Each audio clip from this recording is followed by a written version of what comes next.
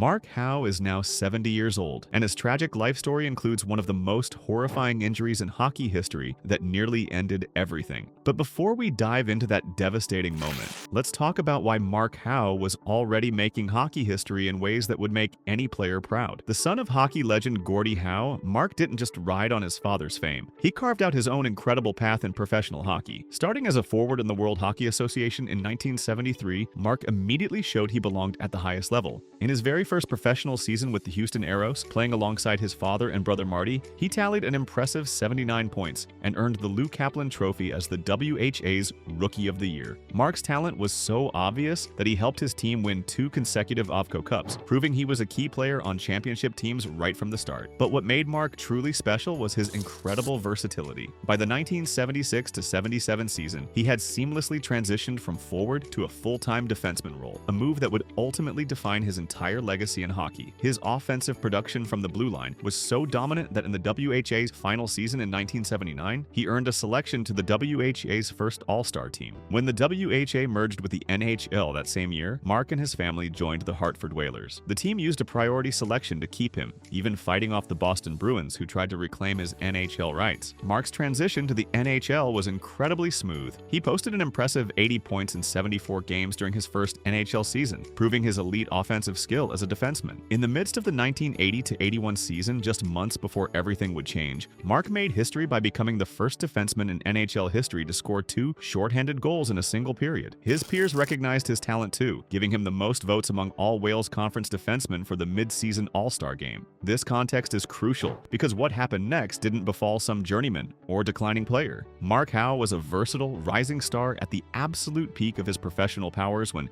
disaster struck. Since we're talking about one of hockey's most remarkable comeback stories, I'd love to hear from you in the comments about your favorite sports comeback moment. And if you're enjoying this deep dive into hockey history, make sure to subscribe for more incredible sports stories like this one. December 27th, 1980 became the date that would permanently alter Mark Howe's career and change hockey safety forever. Late in the third period of a game, Mark was skating toward his own net, chasing a loose puck when he lost his balance. He slid feet first into the goal cage at high speed, and what happened next was absolutely horrifying. The old-style nets of that era were designed to be completely rigid and immovable. They were secured to the ice by a sharp metal spike that jutted up from the base at the center of the net. As Mark's skates made contact, they momentarily lifted the goalposts, but his momentum carried him directly onto this dangerous spike. The metal spike pierced his body, impaling him with a gruesome 5-inch gash in his rectal area. Mark later described the terrifying nature of his injury, explaining that the spike went in about 5 to 5.5 inches and actually cut out on the other side, creating a hole almost all the way through his body. Doctors told him just how close he came to an even worse fate. The metal spike narrowly missed the base of his spine by just 1 inch in one direction. Even more frightening, it was also only an inch from piercing his sphincter muscle, an injury that would have required him to use a colostomy bag for the rest of his life. The collision caused massive blood loss, with estimates ranging from 3 to 5 pints of blood on the ice before he could be removed on a stretcher.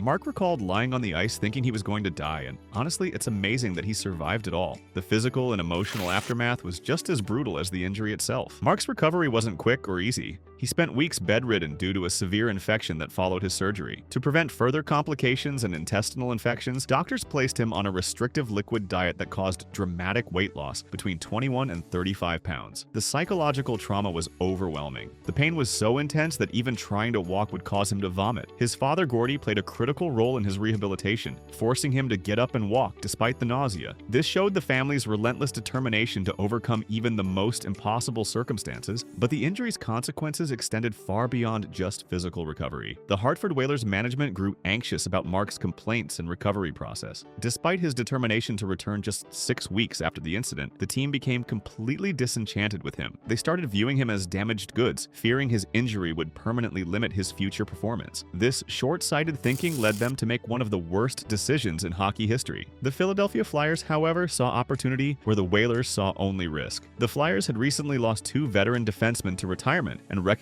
the strategic value of Mark's pre-injury talent. In August 1982, they completed a multiplayer trade, acquiring Mark and a draft pick in exchange for Ken Linseman, Greg Adams, and 2 draft picks. This trade proved to be an absolute masterstroke. While the Whalers took a risk-averse approach, the Flyers' leadership saw Mark not as a liability but as a cornerstone for building their defense. They believed in his ability to not only recover, but to lead their team, and this belief was quickly proven right. Mark's tenure With the Philadelphia Flyers from 1982 to 1992 became a period of professional resurgence that cemented his status as a Hall of Fame player. The statistical evidence of his comeback is remarkable. In his injury-shortened 1980 to 81 season with Hartford, he managed 65 points in 63 games. The following season showed further decline with only 53 points in 76 games. However, upon his trade to Philadelphia, his performance absolutely soared. He posted 67 points in 76 games and an outstanding plus 47 rating, proving his defensive dominance was back in full force. With the Flyers, Mark became the backbone of one of the league's best defensive units, forming an incredible pairing with Brad McCrimmon. His consistency and excellence earned him recognition